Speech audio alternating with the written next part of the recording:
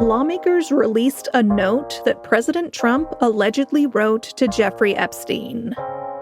That's where we're starting the 7 from the Washington Post. I'm Hannah Jewell. It's Tuesday, September 9th.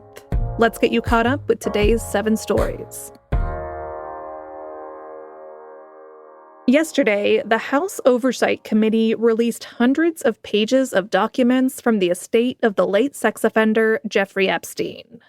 Among them were a redacted version of a birthday book that was allegedly gifted to Epstein on his 50th birthday in 2003, containing messages from high-profile friends. Those friends allegedly included President Donald Trump. In July, the Wall Street Journal reported that there was a sketch and a note from the president in this book. White House officials denied it existed, but now we can see it. The sketch is of a nude female form and imagines a fictional dialogue between Trump and Epstein. It includes the lines, "We have certain things in common, enigmas never age, and may every day be another wonderful secret." The note ends with a handwritten signature and the typed words, Donald J. Trump. The House committee had subpoenaed Epstein's estate for the documents under pressure from Trump's Republican base.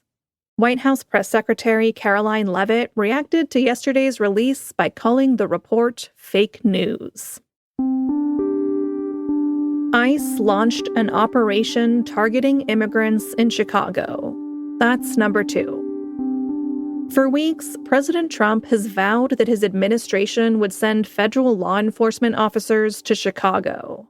Here he is yesterday, speaking at the Museum of the Bible in D.C. about Chicago's policy allowing cashless bail, a policy Trump disagrees with. When you try and reason with people like in Chicago with the governor and the mayor, you try and reason with them, and it's like you're talking to a wall. It's just I assume it's just a political ideology. They're not stupid people. Must be an ideology that's just buried in their head and you can't do a damn thing about it. And we'd love to go into Chicago and straighten it out.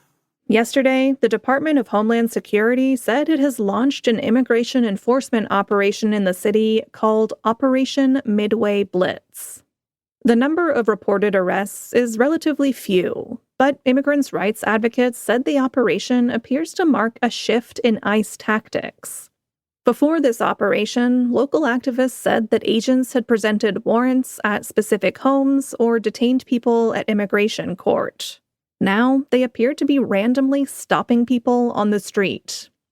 Immigrant advocates and Illinois Democrats rebuked the administration. They accused it of using the pretext of cracking down on violent crime to target undocumented migrants. Number 3. An appeals court denied Trump's effort to toss an $83 million judgment against him. In 2019, writer E. Jean Carroll accused Trump of sexually assaulting her in the 1990s. He has repeatedly denied her claims and criticized her. She filed 2 civil lawsuits against Trump in response, both of which went to trial during the years between his 2 White House terms. In 2023, a jury found that Trump had sexually abused and defamed Carroll. It awarded her $5 million in damages. And last year, a separate civil jury ordered Trump to pay her more than $83 million for defaming her. Yesterday, a federal appeals court concluded that the damages are fair and reasonable. Number 4 has strong succession energy. The future ownership of the Murdoch media empire has finally been resolved. The Murdoch family has been locked in a bitter legal dispute for years over who will control its media empire after 94-year-old Rupert Murdoch dies. Yesterday, the fight appeared to end. Rupert and his son Lachlan announced an agreement with the patriarch's other children. The family has agreed that Lachlan would retain control over the media empire after Rupert's death and for decades to come. The other Murdoch children will be compensated in part from the sale of millions of shares in the family companies. Rupert and Lachlan Murdoch are ideologically aligned. So the agreement means that the companies, including Fox News, will probably not be going in a different political direction anytime soon. Student test scores are sliding, reaching new lows. That's our fifth story. The National Assessment of Educational Progress is sometimes called the nation's report card. And last year's report card for high school seniors released today isn't one that you would want to hang on the fridge. It showed that a record high 45% of 12th graders scored below basic in math. Nearly 1 in 3 were below basic in reading. These test scores have been sliding for years, even before the coronavirus pandemic disrupted education. There is no single explanation for the trend, but one official pointed to the fact that fewer students are dropping out of school, and that could deflate scores. But the Trump administration says this data is evidence that the education department should be closed, something Trump has vowed to do. Number 6. Kissing bug disease is endemic in the U.S.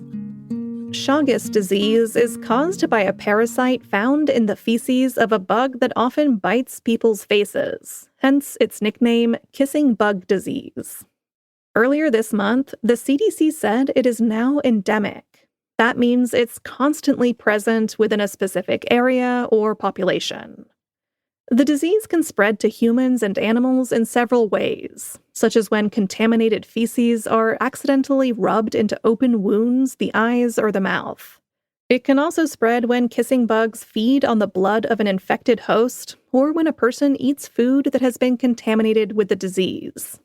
It can be asymptomatic or lead to symptoms such as fever, fatigue, body aches, or swelling of the eyelid. If untreated, it can lead to more serious complications and can be deadly. Non-imported cases of Chagas disease have been identified in at least 8 U.S. states. And at number 7, a new Banksy mural appeared in London. The anonymous street artist painted a new artwork on the wall outside a London court. It depicts a protester with a bloody picket sign lying on the ground as a judge violently wields a gavel over them. The artist posted it to Instagram yesterday, which is how the work's authenticity is confirmed. So, what does it mean? It doesn't directly refer to a specific protest or event, but it was painted just a few days after a pro-Palestinian protest in London. Nearly 900 protesters, including many elderly people, were arrested for showing support for the group Palestine Action. The government banned that group in July. Security officers yesterday covered the artwork with plastic sheets and blocked it with metal barriers. Authorities say it will be removed because of the historical significance of the building where it's painted. If you'd like to see it, you can find it in today's newsletter. All right, you're all caught up. If at this juncture you are scratching your head and wondering, what's the newsletter she just mentioned? Allow me to tell you. Every day by 7 a.m., we send the 7 newsletter. It has links to all the stories I talk about here on the podcast, plus photos, videos, and a lot more fun stuff. And it's totally free. You can find a link to it in our show notes. Or if show notes overwhelm you, just Google the 7 Morning Briefing from the Washington Post. I'm Hannah Jewell. I'll meet you back here tomorrow.